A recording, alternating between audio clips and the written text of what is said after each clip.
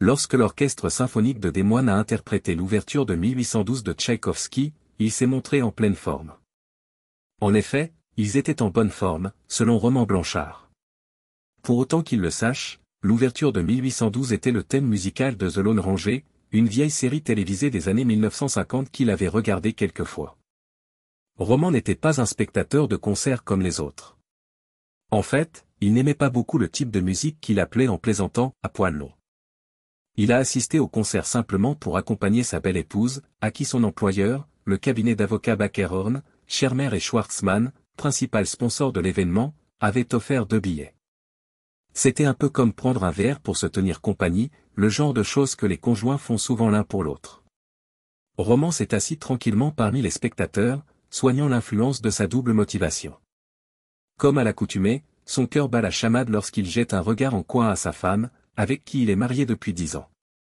Pour Roman, Sylvie Blanchard n'est qu'à l'aube de ses 34 ans. Elle avait la peau olivâtre, de longs et épais cheveux châtain foncé, de grands yeux bruns, une silhouette en sablier avec une poitrine généreuse. Elle est l'incarnation de la beauté méditerranéenne. Elle possédait un esprit vif et une originalité remarquable, et la plupart des personnes qui ont eu la chance de mieux la connaître ont eu une haute opinion d'elle. Elle apparaissait comme l'une des rares femmes à posséder une beauté à la fois physique et intérieure. S'apercevant que son mari la dévisage, elle lui prend la main. Il espérait que le concert déboucherait sur une merveilleuse nuit d'amour, car il savait qu'elle aimait ce genre de soirée.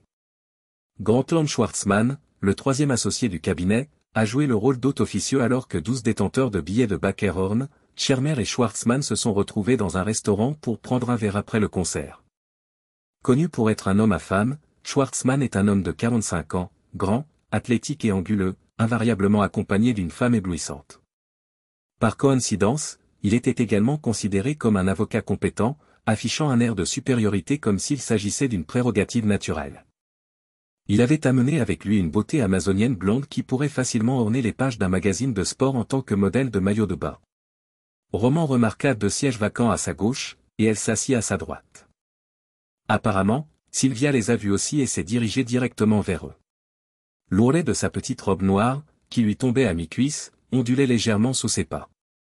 Roman capta le regard expressif de Schwartzman vers sa femme qui attendait qu'il tire sa chaise. Roman lève les yeux, surpris. Après avoir jeté un coup d'œil à Schwartzman, son regard s'est reporté sur sa femme. Schwartzman sait qu'il a réussi, et Sylvia se retrouve instantanément dans la ligne de mire de son mari. Sylvia dit brusquement, « Merci, Grant, de ne pas m'avoir mise dans une position délicate. » Roman et moi n'avons toujours pas eu l'occasion de discuter du voyage. « Chérie, ne me blâme pas pour cela, » dit Schwartzman avec un large sourire et continue, « ce n'est pas mon problème que tu ne communiques pas avec ce petit gars. » Alors que son supérieur dénigre la taille de Roman, Sylvia l'entend grogner. 2 insultes en moins d'1 minute n'arrangeaient pas sa position. Lorsque Sylvia a retrouvé son calme, elle a remarqué que son mari la fixait toujours et que la petite amie de Schwartzman riait comme une écolière. « Petit homme. Petit homme, chuchote l'Amazone. J'allais te le dire plus tard dans la soirée, dit Sylvia, un mensonge évident. La semaine prochaine, Grant et moi passerons 3 jours à Denver. De mercredi à vendredi, je serai absente, continua-t-elle. Seulement vous deux, dit Roman en silence. Oui, répondit Sylvia. Si les regards pouvaient tuer, Sylvia aurait été foudroyée sur place. Schwartzman, qui ressemblait à un chat à qui on aurait donné une caille en plus du canari, était parfaitement conscient de la discussion silencieuse du couple. Roman prit la main de Sylvia lorsqu'elle termina son verre, se leva et souhaita une bonne nuit à tout le monde. Sylvia est déconcertée et embarrassée. La soirée ne faisait que commencer. Restez encore un peu, dit Schwartzman en essayant de paraître innocent. Je viens de commander une autre tournée. Sans s'adresser à Schwartzman, Roman a simplement resserré sa prise sur la main de sa femme et l'a essentiellement traînée hors du restaurant. Elle a tenté à plusieurs reprises de faire ses adieux, mais ses paroles n'étaient que des divagations inintelligibles. Ce n'est que lorsque Roman et Sylvia eurent parcouru quelques kilomètres ensemble qu'elle put enfin parler clairement. « Espèce d'imbécile !» cria-t-elle enfin. « Tu m'as fait mal paraître devant mon patron, mes amis et mes collègues. Qu'est-ce qu'il y a ? Arrête de parler !» Roman hurle, faisant taire les cris de Sylvia. « J'étais à 2 doigts de te frapper pour la première fois. Quand as-tu prévu de me parler de ce voyage ? Tu pars mercredi matin. Et je suppose que tu n'avais pas prévu de mentionner que Schwartzmann et toi partiez seuls, a-t-il ajouté. J'ai promis de te le dire plus tard dans la soirée, dit Sylvia sur la défensive. Bien sûr, je t'aurais dit que nous n'irions que tous les deux. Oui, je pense, répondit sèchement Roman. Romain savait que Sylvia devait voyager fréquemment au cours de l'année puisqu'elle était la meilleure assistante juridique de son cabinet. Même si Roman avait fait confiance à sa femme jusqu'à présent, il ne se fiait pas à la réputation de Schwartzmann. L'embuscade de ce soir l'a amené à se poser des questions sur la fiabilité de Sylvia. Roman n'est ni aveugle ni idiot. Même s'il n'en avait pas l'air ce soir, il était conscient que sa femme était tout à fait la déesse qu'était l'amoureuse Amazone de Schwartzmann, mais que contrairement à l'Amazone, Sylvia avait aussi un cerveau. Qu'est-ce que c'était que ces bêtises ce soir? Petit homme. Tu es un petit homme, gronda-t-il. Et tu es resté assis dans le silence le plus complet, a accusé Roman. Que attendiez-vous de moi? Je travaille pour lui, rétorque Sylvia. Je me fiche de ce que tu fais, remarque Roman. La prochaine fois qu'il m'appellera petit gars, il me mordra le poing jusqu'à ce qu'il atteigne son coude. Ce n'est pas possible, sanglote-t-elle. C'est mon patron. Je suis aussi ton foutu mari, réplique Roman, laissant Sylvia abasourdie. Roman ne l'avait jamais traité de manière aussi irrespectueuse en 10 ans de mariage ou en 12 ans de fréquentation. Sylvia reconnaît la colère légitime de Roman. Elle savait que Grant avait commencé à flirter avec elle, et elle ne l'avait pas complètement rejeté, mais Roman ne pouvait pas savoir ce qui se passait à son bureau. Elle se rendit également compte que son patron avait peut-être été trop direct ce soir, surtout lorsqu'il appela Roman d'un nom qu'il n'avait jamais utilisé auparavant qu'en privé.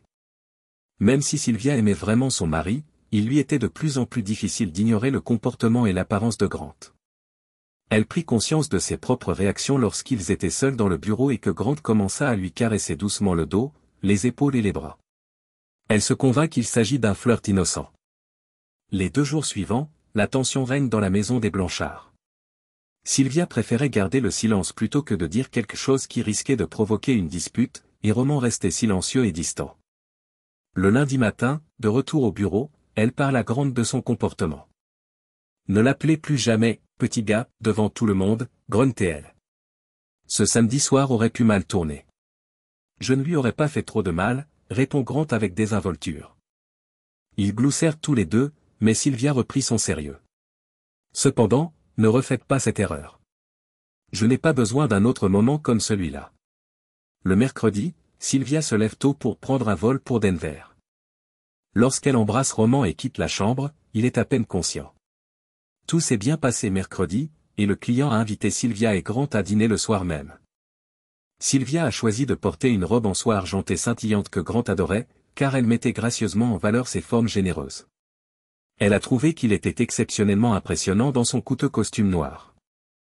Tout au long du dîner, elle remarqua qu'il observait la montée et la descente de sa poitrine lorsqu'elle inspirait, son regard s'attardant à plusieurs reprises. À la fin de la soirée, après avoir raccompagné Sylvia à sa chambre, Grant lui a donné un léger baiser sur la joue avant de partir dans la sienne. Alors qu'il s'apprête à partir, il remarque qu'elle a le teint cramoisi et que sa respiration est laborieuse. Grant et Sylvia sont sortis ensemble le jeudi soir, dans un club avec de la musique live et une piste de danse, après un délicieux dîner.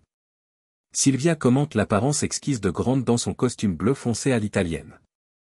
Vêtue d'une robe rouge courte et ajustée qu'elle n'avait portée qu'une seule fois en raison du dégoût de son mari pour les clubs, elle a trouvé qu'ils formaient un couple impressionnant. La robe s'arrêtait à la mi-cuisse, mettant en valeur sa silhouette impressionnante.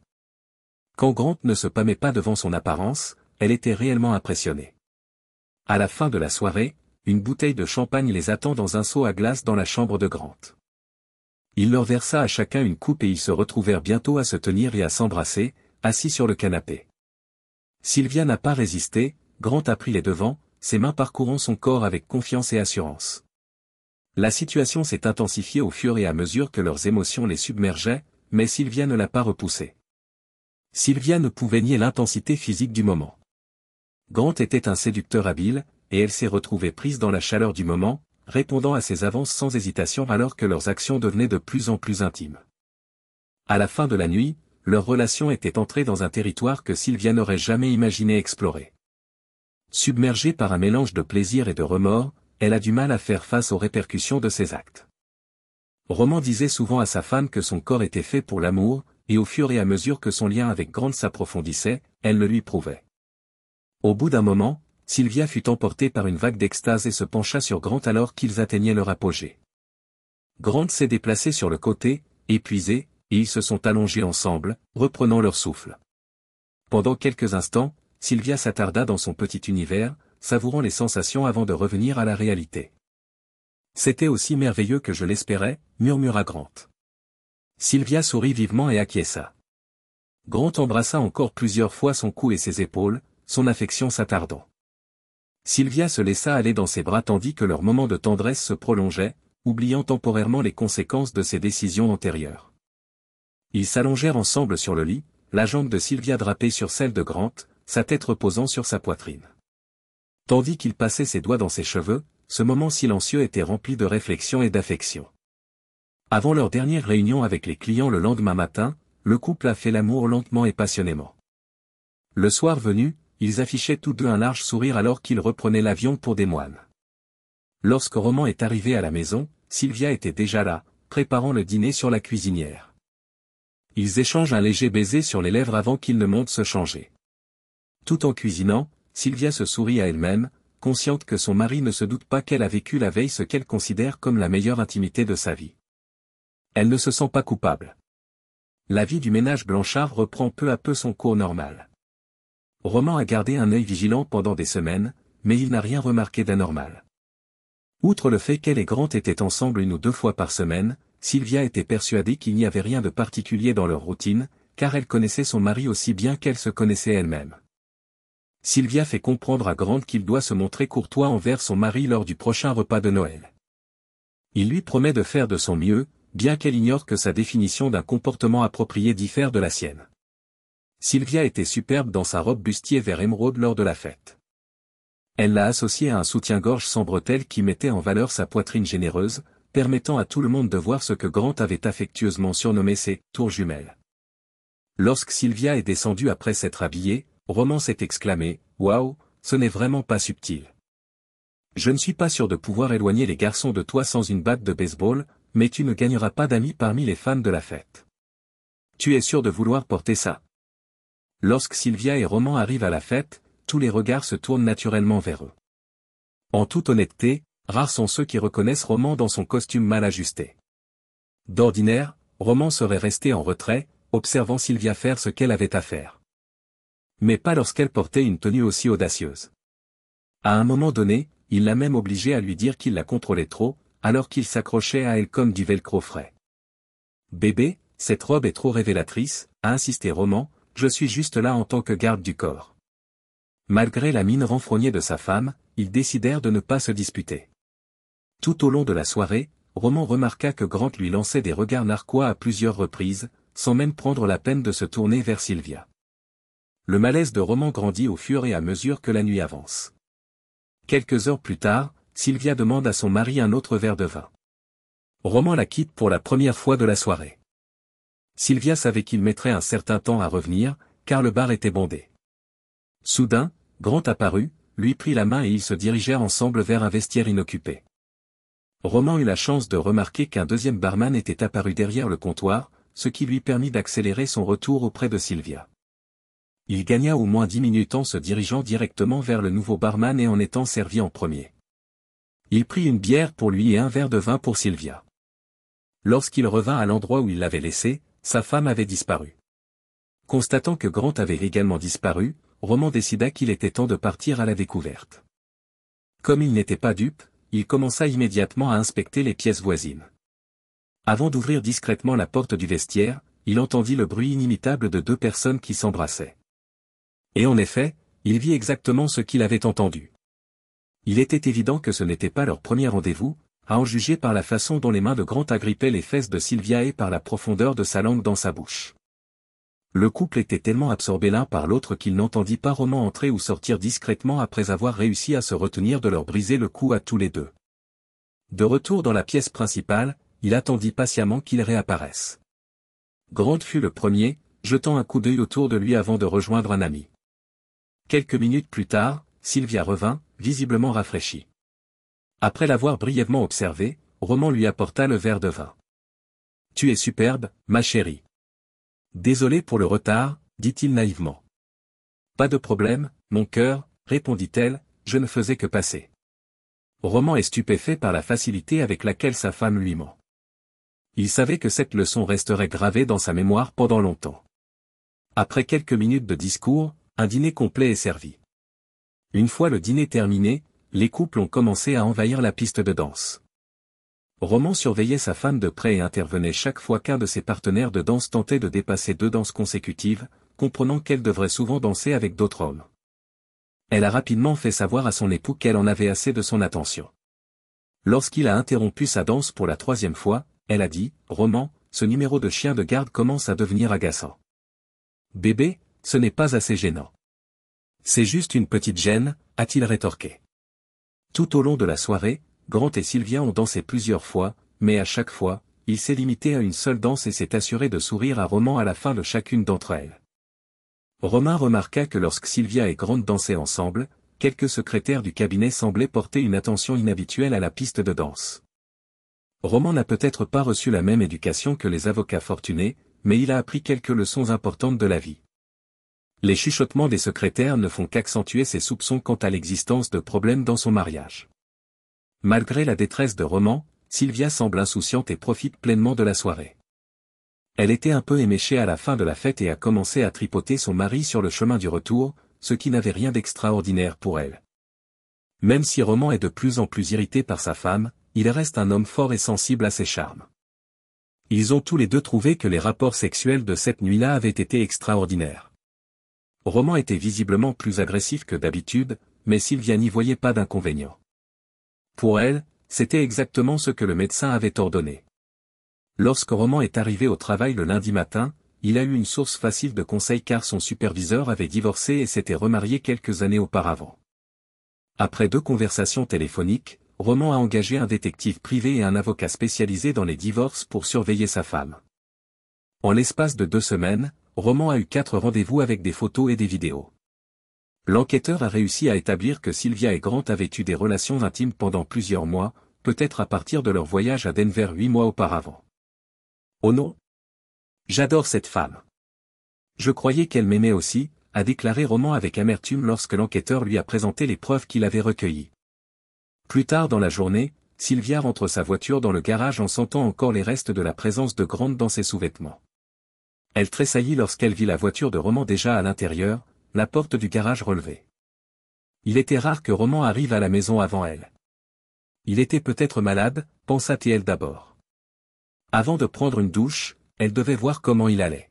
« Tu vas bien, bébé ?» cria-t-elle en entrant dans la maison. Sylvia s'apprêtait à monter à l'étage pour vérifier que Roman allait bien dans leur chambre lorsqu'elle n'entendit pas de réponse, mais elle le vit alors assis calmement dans le salon. Elle était inquiète de voir Roman assis tranquillement, sirotant un verre, car il ne s'asseyait que rarement dans cette pièce, à moins qu'il n'ait de la visite. Elle se mit en colère lorsqu'elle remarqua une bouteille d'alcool posée directement sur la table en bois de cerisier, sans dessous de verre. « Roman, cette table est très chère. Tu vas l'abîmer. » Roman l'interrompt, sa voix dépassant à peine un murmure, mais avec la force d'un fouet. « J'ai pensé que puisque tu as ruiné notre mariage, le moins que je puisse faire est de ruiner un meuble. Je suis conscient que ce n'est pas exactement une réponse proportionnée, mais qu'attendez-vous d'un petit homme ?»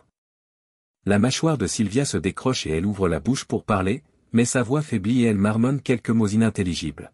« Allez-y, ma femme, râle-t-il. C'est le moment où tu es censé dire que ça ne voulait rien dire, que c'était juste du sexe. » Assise en face de Roman, Sylvia s'enfonce dans le fauteuil. Sa formation d'assistante juridique aurait dû lui permettre de réagir plus rapidement, mais soudain, elle n'a plus aucun repère. Ses yeux se remplissent de larmes, qui ne tardent pas à couler sur ses joues. « Non. Tu n'as pas le droit de pleurer, » s'exclama Roman. « Tu n'as pas le droit d'utiliser tes larmes pour me faire culpabiliser. Tu as triché. Tu as couché avec cet abruti au sourire narquois. » Aussi vite qu'il s'était arrêté, Roman reprit la parole. Il se verse prudemment un autre verre après avoir terminé le premier. Dans un dernier murmure, Sylvia dit, « Je ne voulais pas que cela arrive. Je n'essayais pas de le retrouver. » « Mais quand il s'en est pris à vous, vous ne l'avez manifestement pas arrêté, » réplique Roman. L'esprit de Sylvia s'emballe. Bien qu'elle ait prévu depuis longtemps quelques scénarios pour ce qui se passerait si elle était prise, elle n'avait jamais anticipé le fait d'être réellement prise. Elle passa en revue ces scénarios dans sa tête et les rejeta tout aussi rapidement. Elle devait en dire le moins possible pour minimiser les mensonges, ne sachant pas à quel point son mari était au courant. Elle réalisa alors que plusieurs minutes s'étaient écoulées depuis leur dernier échange de mots. Enfin, elle avoue, « Roman, je ne l'aime pas. » Elle se tut, tentée de dire à son mari à quel point Grant était un amant extraordinaire, mais la raison l'en empêcha. Grant était simplement grand, vif et charmant. Lorsque les yeux de Roman rencontrèrent les siens, elle se demanda s'il comprenait ce qu'elle s'apprêtait à dire. « Je t'ai vu l'embrasser à la fête de Noël. Je savais qu'il se passait quelque chose. J'ai dû faire preuve de tout mon sang-froid pour ne pas vous confronter tous les deux sur place. » « Sylvia, depuis combien de temps ?» demanda-t-il. Lorsque Roman mentionne la fête de Noël, Sylvia pâlit. « Nous sommes allés à Denver pour la première fois, dit-elle. Celle dont Grant t'a parlé lors de la représentation, tu sais. Ce soir-là, il était tellement arrogant qu'il a failli tout révéler. C'était à la fois excitant et terrifiant pour elle. Elle était captivée par lui. C'était le genre d'homme qui obtenait ce qu'il désirait. Je le voulais, il me voulait. Depuis, nous nous voyons une fois par semaine. Quelle humiliation de l'admettre. Cela fait 9 mois que vous avez des relations sexuelles hebdomadaires avec lui. Dis-le. Ce n'est pas le moment de le cacher, hurle Roman. Sylvia a visiblement reculé devant la violence de Roman. Observant sa réaction, il se force à se calmer. Il but une nouvelle gorgée de son bourbon. Avant de me tromper, Sylvia, pourquoi ne m'as-tu pas au moins respecté au point de demander le divorce, dit Roman. Je ne suis pas un homme déraisonnable. Les yeux de Sylvia s'écarquillent lorsque Roman mentionne le divorce. Sylvia n'avait jamais envisagé une telle possibilité dans tout ce qui s'était passé. Elle était certaine que son mari l'aimait trop pour envisager un divorce, et elle n'en voulait pas. Le divorce était clairement hors de question, mais elle comprenait qu'il faudrait du temps et beaucoup de remords de sa part pour que leur relation se rétablisse. Peut-être, pensa-t-elle hâtivement, une fois que les choses se seront calmées et que nous aurons évité de répéter nos erreurs, pourrais-je même revenir à Grant. Je ne suis pas amoureuse de lui. C'est juste que je ne peux pas m'en empêcher, murmure Sylvia à voix basse. Il est puissant. Il a une qualité unique. Il est vif. Il prend simplement ce qu'il désire, et j'aime quand je deviens ce qu'il désire. Mais c'est la luxure qui est à l'origine de tout. L'amour n'a rien à voir avec cela. Notre affection partagée était, corrigea Roman au passé. S'il te plaît, Roman, plaide-t-elle. Nous nous aimons. Nous pouvons certainement travailler à nous remettre ensemble. Une semaine après son retour d'un long déjeuner avec Grant, Sylvia reçoit les papiers du divorce. Elle est langoureuse et sensuelle lorsqu'on l'appelle à la réception, mais son humeur change rapidement. Sylvia a murmuré sous sa respiration, suffisamment fort pour que la réceptionniste l'entende, « Oh mon Dieu, il l'a fait ». Alors que Sylvia se dépêche de retourner à son bureau, la réceptionniste lui sourit.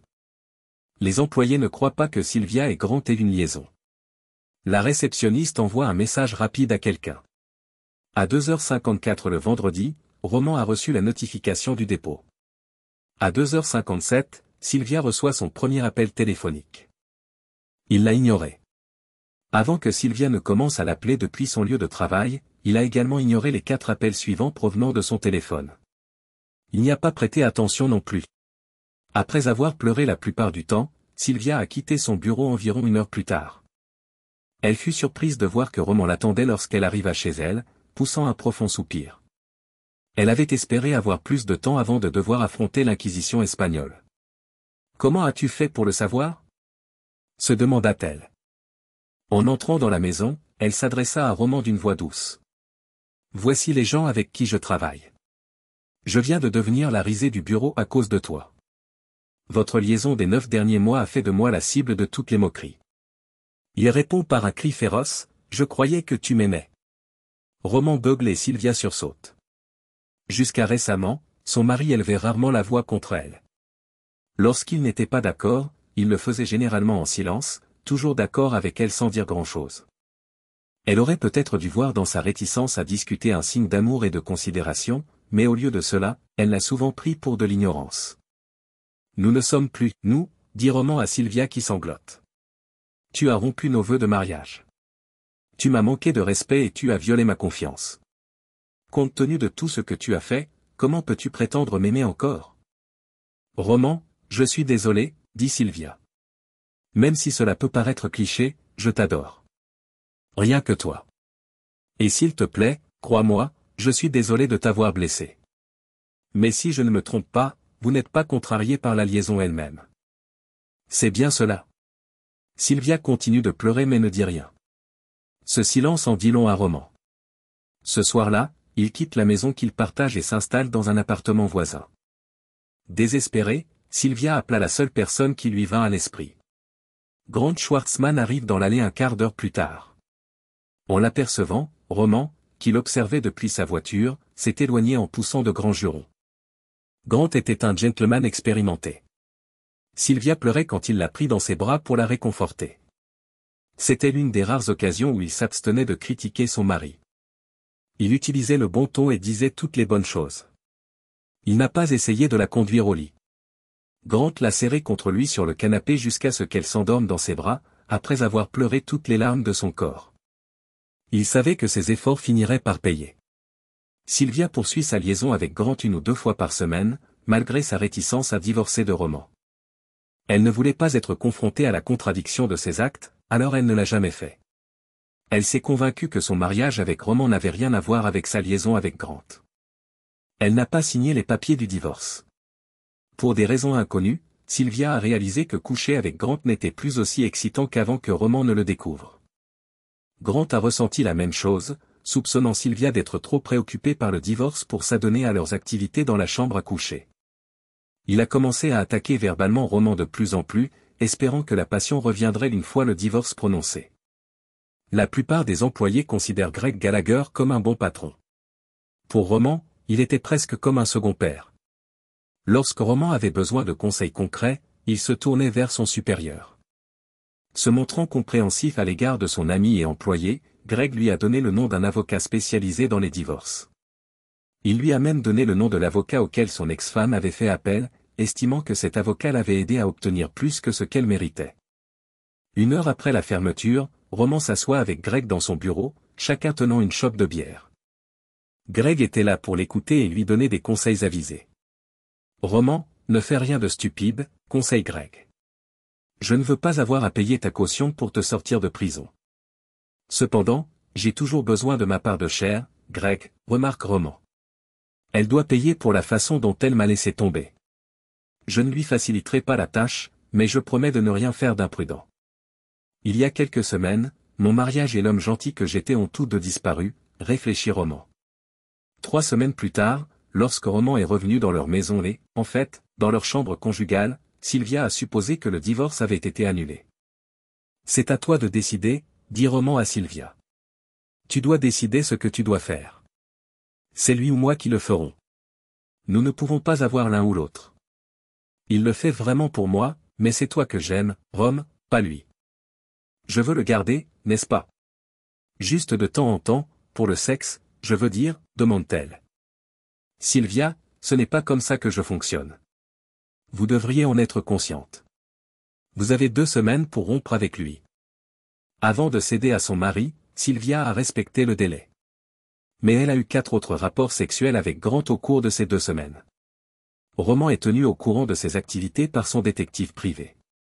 Vous avez mis fin au divorce en appelant votre avocat, alors? Sylvia demande à Roman quelques semaines plus tard, lors d'une incroyable séance de sexe, alors qu'ils sont allongés côte à côte. Oui, exactement. Je devais le faire, remarque nonchalamment Roman. Merci de me le rappeler. Il plongea sa langue dans la bouche de sa femme et se pencha pour l'embrasser passionnément. Sa dernière pensée fut brusquement oubliée car elle répondit au baiser avec intensité. Le couple faisait l'amour presque tous les jours depuis que Roman était rentré à la maison. C'était une nouvelle fantastique pour Sylvia. Étant donné qu'il privait Grant d'affection, Roman décida d'accepter autant d'amour que possible de la part de Sylvia. Quelques semaines plus tard, Greg appela Roman chez lui le soir. Sylvia n'entend que partiellement la conversation de Roman, mais elle voit bien à son expression qu'il n'est pas entièrement satisfait de ce qui se dit. Il termine l'appel en informant sa femme que Greg ne pourra pas assister à un cours d'aménagement paysager à Lansing, dans le Michigan, en raison d'un décès dans sa famille.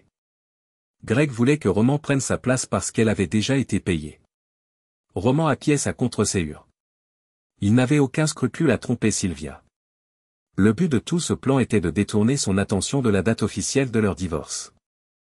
Roman avait l'intention de passer la semaine à se prélasser à Nagged, en Caroline du Nord, plutôt que de se rendre à une conférence sur l'aménagement paysager. Il était censé finaliser le divorce le jeudi. Roman est rentré tard le samedi soir, reposé et bronzé. Lorsque Sylvia remarque son bronzage, elle est perplexe. « Tu as utilisé une cabine de bronzage pendant tout ton temps libre ?» lui a-t-elle demandé. Ce n'était pas nécessaire. La plage de Nagged était géniale, a-t-il répondu. Nagged en Caroline du Nord? Je croyais que vous étiez à Lansing, dans le Michigan. Pendant que Lansing accueillait le séminaire sur l'aménagement paysager, j'étais à Nagged pour célébrer notre divorce en me prélassant sur la plage et en sirotant des margaritas, a répondu Roman avec courtoisie. Au fait, c'est officiel depuis jeudi. Attendez. Les yeux écarquillés, Sylvia répond, je croyais que tu avais dit que tu allais arrêter ça. Je suppose que j'ai oublié, tout comme vous avez oublié vos vœux de mariage, remarque Roman. Mais tu m'aimes. Tu es revenu vers moi. J'ai quitté Grant pour toi, dit Sylvia. Et c'est le problème de mon ex-femme. Tu n'aurais pas dû abandonner Grant, a répondu Roman. Vous m'avez manqué de respect. Vous avez abusé de ma confiance. Naturellement, vous n'avez pas tenu vos promesses. Sylvia éclate en sanglots incontrôlables. Roman, je t'aime. S'il te plaît, notre relation s'est améliorée depuis ton retour. Non, Sylvia, le sexe a été extraordinaire depuis mon retour. Je voulais tirer le maximum de toi parce que tu es si doué au lit. Cependant, si tu as bien écouté, nous n'avons fait que coucher ensemble. Cela fait longtemps que je ne t'ai pas fait l'amour. Pour te briser le cœur comme tu as brisé le mien, je voulais te donner de l'espoir. Je dois aller préparer mes affaires maintenant, si ça ne te dérange pas. 2 semaines plus tard, Grant profitait pleinement de Sylvia dans son propre lit. Avec un sourire narquois, il donna une tape sur les fesses de Sylvia avec sa main droite.